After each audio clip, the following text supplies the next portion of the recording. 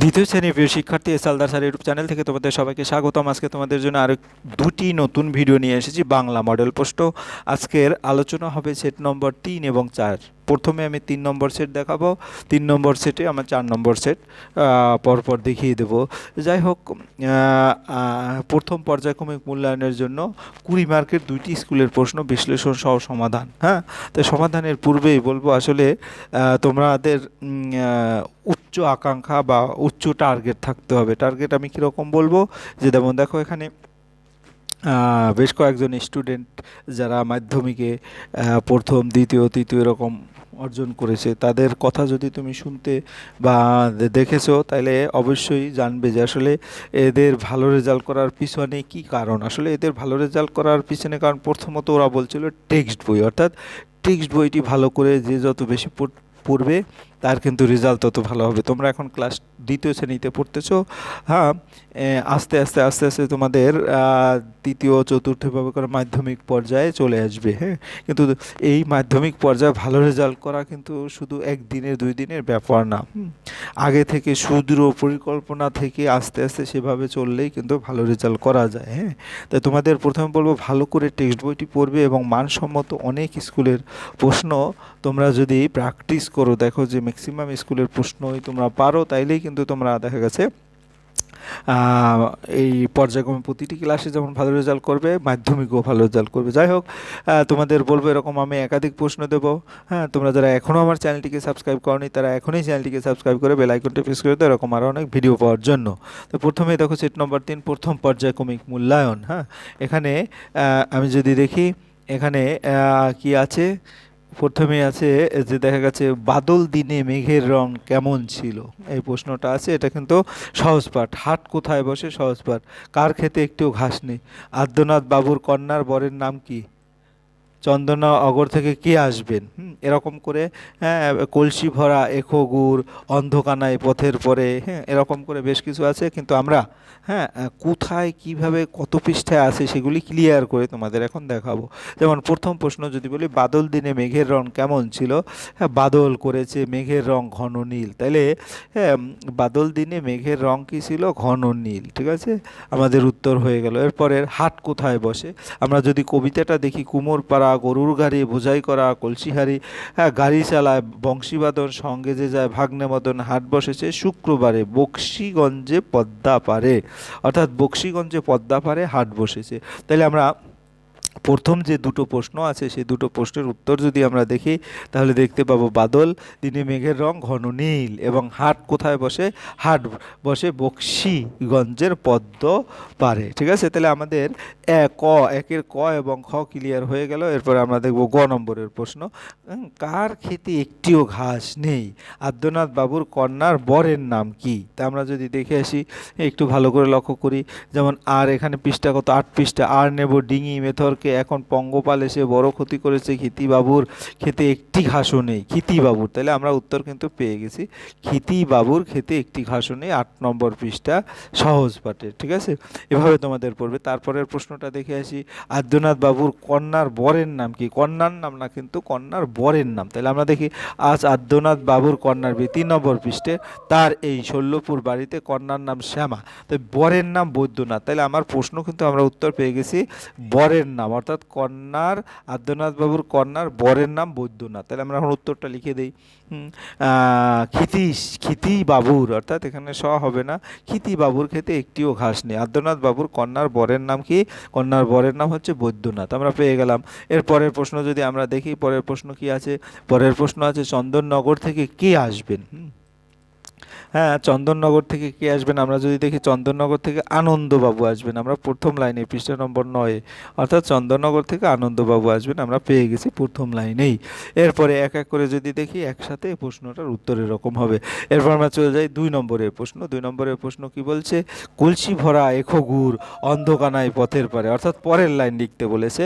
তাহলে আমরা কলসি ভরা এখো গুড়, তার পরের লাইন যদি দেখি, জিনিসপত্র জুটিয়ে এনে, হ্যাঁ গ্রামের মানুষ বেঁচে কিনে, উচ্ছে বেগুন পটল সর্ষে ছোলা ময়দা আটা শীতের ব্যাপার, ঝাঁঝরি করা বেরি, কলসি ভরা এখো গুড়। এই দেখো, মাছি যত বেড়ায় উড়ে, কলসি ভরা এখো গুড়ে মাছি যত বেড়ায় উড়ে। তাহলে আমরা উত্তরটা দেখি, মাছি যত বেড়ায় উড়ে। অন্ধকানায় পথের পারে কে? হ্যাঁ, আচ্ছা, অন্ধকানায় পথের পারে গান শুনিয়ে ভিক্ষা করে। তাহলে আমরা উত্তরটা দেখে আসি। তারপরে অন্ধকানায় এখন গান শুনিয়ে ভিক্ষা করে, সেটাও কিন্তু আমরা এখানে পেয়ে গেছি। কোথায়? এই দেখো, তোমার অন্ধকানায় পথের পারে গান শুনিয়ে ভিক্ষা করে, অর্থাৎ এই দুটো লাইনে কিন্তু আমার উত্তরটা চলে আসে। কাজে আমার উত্তরগুলি কিন্তু অটোমেটিক পেয়ে গেলাম। এরপরে আমরা চলে যাব এলোমেলো বর্ণগুলো সাজিয়ে শব্দ তৈরি করব। স হং অর্থাৎ হংসরাজ, তার পঙ্গপাল, পঙ্গপাল, তারপরে কুন্দু ফুল, ঠিক আছে। এরপরে আমরা চলে যাব 4 নম্বর প্রশ্ন, অর্থ লেখো। বাদল, বাদল হচ্ছে বৃষ্টি, ভৃত্য হচ্ছে চাকর, খুঁত হচ্ছে দোষ। অর্থ লেখা হয়ে গেল। এরপর আমরা 5 নম্বর প্রশ্ন দেখো, বিপরীত শব্দ। ঘন হচ্ছে পাতলা এবং কাজ হচ্ছে অকাজ, মন্দ হচ্ছে ভালো। এরপরে বাক্য গঠন করো, এটা 6 নম্বরের প্রশ্ন। এটা বাক্য, হাটে অনেক লোকের ভিড় হয়, এটা 2 নম্বর। অর্থাৎ এই স্কুলের প্রশ্নে মার্ক একটু বেশি দিয়েছে, আরও প্রশ্ন করতে পারতো। যাই হোক, আমরা চলে যাব পরের স্কুলের প্রশ্ন। পরের স্কুলের প্রশ্নটা কি আমরা যদি একটু দেখি, পরের স্কুলে এটা কিন্তু সেট নম্বর 4। প্রথম পর্যায়ক্রমিক মূল্যায়ন 20 মার্কের যে প্রশ্ন, সেটা আমরা এখন দেখব। তো এখানে 4 নম্বর সেটে যদি আমরা দেখতে পাই যে 4 নম্বর সেট, আমরা ইতিমধ্যে কিন্তু আরও বাকি 2টি 3টি সেট দিয়ে দিয়েছি। যাই হোক, এরপরে আজকে 2টো দিলে টোটাল 4টি হবে, পরপর আরও আমি দিয়ে দেবো। যাই হোক, এরপরে যে প্রশ্নটা, যুক্ত বর্ণ ভেঙে দেখাও, 1 নম্বরের প্রশ্ন বলেছে। তাহলে যুক্ত বর্ণ জ আর ব আছে, তাহলে এটা ত আর ম আছে। তারপরে কি আছে? খ আর জ আছে। তারপরে খিও মানে ক আর মূর্ধন্য ষ আছে, ঠিক আছে। এরপর বর্ণগুলো যুক্ত করে পরিবর্তন করে, যেমন স ঠ আছে, তারপরে র আর ক আছে, ক্র। তারপরে এখন তোমরা এটা বাম দিকের সঙ্গে ডান দিক, যেমন গ্যালারি মাঠে বসার জায়গা, শীঘ্র মানে তাড়াতাড়ি, বিঘ্ন হচ্ছে বাধা। এরপরে নিচের বাক্স থেকে শব্দ খুঁজো, 2টো বক্স দেওয়া আছে। আফ্রিকা আমরা লিখতে পারি, তবে আপ্লুত, আপ্লুত, আপ্লুত এভাবে আমরা দিতে পারি। এরপর আমরা 5 নম্বরের প্রশ্নে যাব। 5 নম্বরের প্রশ্ন যদি বলি, প্রভাত বর্ণনা কবিতায় শূন্যস্থান পূরণ করো। তাই প্রভাত বর্ণনা কি আমরা একটু ভালো করে দেখি। মদন মোহন তর্কলঙ্কার লিখেছে, পাখি সব করে রব, রাতি পোহাইল, কাননে কুসুম কলি, সকলি ফুটিল, রাখাল গরুর পাল লয়ে যায় মাঠে, শিশুগণ দেয় মন নিজ নিজ পাঠে। অর্থাৎ এই যে 4টা লাইন, এই 4টা লাইন ব্যবহার করেই কিন্তু তোমার প্রশ্ন দিয়েছে। কীরকম? পাখি সব করে রব, ড্যাশ পোহাইল, রাতি পোহাইল, কাননে কুসুম কলি, রাখাল গরুর পাল, ড্যাশ যায় মাঠে, লয়ে যায় মাঠে, শিশুগণ দেয় মন নিজ নিজ পাঠে। এরপরে 6 নম্বর প্রশ্ন, শব্দ অর্থ লেখো। যেমন ঝাপসা, ঝাপসা হচ্ছে অস্পষ্ট, ঝমঝম হচ্ছে বৃষ্টির শব্দ বোঝায়। এলোমেলো বর্ণগুলোকে সাজিয়ে শব্দ বানাও এবং বাক্য রচনা করো। যেমন প্রথমে কি আছে? অম্বল। তারপরে আছে কি? আমের অম্বল খেতে ভালো লাগে।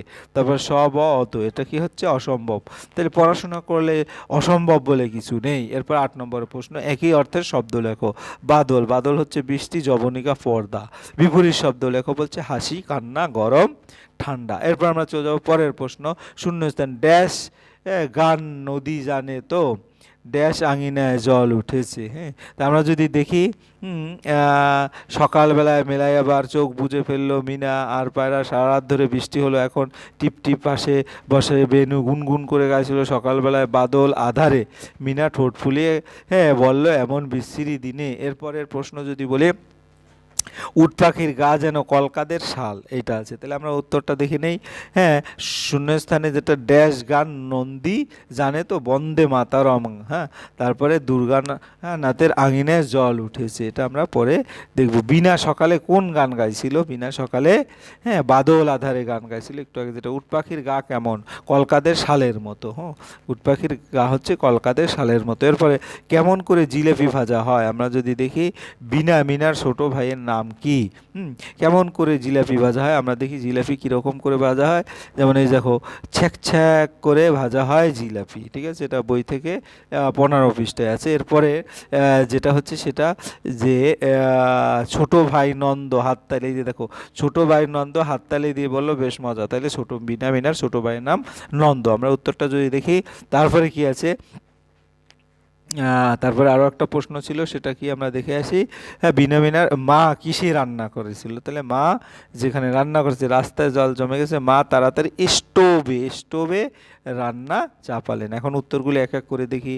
হ্যাঁ, কি হচ্ছে, বিনা সকালে কোন গান গাইছিল? বাদল আধারে। উট পাখির গা কেমন? কলকাদের শালের মতো। কেমন করে জিলিপি ভাজা হয়? ছ্যাঁক করে জিলিপি ভাজা হয়। তারপর মা কিসে রান্না হ্যাঁ, বিনামিনার ছোট ভাইয়ের নাম নন্দ, মা কিসে রান্না করে? স্টোভে। কুমোর পাড়ার গরুর গাড়ি কবিতার প্রথম 4 লাইন। আমরা একটু কবিতাটা দেখে আসি। হ্যাঁ, কবিতা কি আছে? হ্যাঁ, কবিতা, কুমোরপাড়া গরুর গাড়ি বোঝাই করা কলসিহারি, গাড়ি চালায় বংশীবাদন, সঙ্গে যে যায় ভাগ্নমদন, হাট বসেছে শুক্রবারে বক্সিগঞ্জে পদ্ম পারে। হ্যাঁ, তাহলে এক এক করে আমরা যদি দেখি, এই কবিতাটা কিন্তু আমরা পড়ে ফেললাম। কবিতার পরের যে প্রশ্ন আছে সেটা যদি আমরা একটু দেখে আসি। কবিতার পরে এই যে কুমোরপাড়া কার কন্যার বিয়ে, যেটা এরকম আছে। তারপর আজ কি বার, কোন নদীতে বন্যা দেখা দিয়েছে, কোন নদীর ঝর্ণা দেখতে কেমন? ঠিক আছে, আজ কি কার কন্যার বিয়ে? আদ্যনাথ বাবুর কন্যার বিয়ে। আজ আদ্যনাথ বাবুর কন্যার বিয়ে, আমরা উত্তরটা পেয়ে গেছি। এরপরে আজ কি বার? আজ হচ্ছে মঙ্গলবার। এটা হচ্ছে 7 পৃষ্ঠায় আছে তোমাদের। এরপরের প্রশ্ন, কার কন্যার বিয়ে আমরা দেখে আসি। তাইলে কার কন্যার বিয়ে, তারপরে কোন নদীতে বন্যা দেখা দিয়েছে? কোন নদীতে বন্যা দেখা দিয়েছে? আমরা যদি দেখি, বর্ষা নেমেছে গরমে বিদ্যুতের ঝমকানি, শিলং পর্বতে ঝর্ণার জল দেখা দিয়েছে, কর্ণফুলী নদীতে বন্যা দেখা দিয়েছে। অর্থাৎ এগুলি কিন্তু বইয়ের ভিতর থেকে পড়লেই তোমরা উত্তর পেয়ে যাবে। এরপরে যদি বলি কোন নদীর ঝর্ণা দেখতে যাব, হ্যাঁ, আমরা যদি দেখি উশ্রী নদীর ঝর্ণা দেখতে যাব। উশ্রী নদীর ঝর্ণা, এটা পৃষ্ঠা নম্বর 15 পৃষ্ঠায় আছে। যাই হোক, এখন উত্তরগুলি এক এক করে দিয়ে দিচ্ছি। কার কন্যার বিয়ে? আদ্যনাথ বাবুর কন্যার বিয়ে। আজ কি বার? আজ মঙ্গলবার। কোন নদীতে বন্যা দেখেছে? কর্ণফুলী নদীতে বন্যা দেখেছে।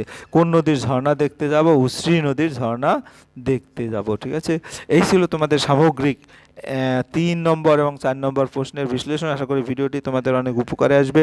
আর ভিডিওটি দেখার জন্য অসংখ্য ধন্যবাদ। ভিডিওটি ভালো লাগলে লাইক কমেন্ট শেয়ার করতে ভুলবে না। আজ এই পর্যন্তই, ধন্যবাদ সবাইকে।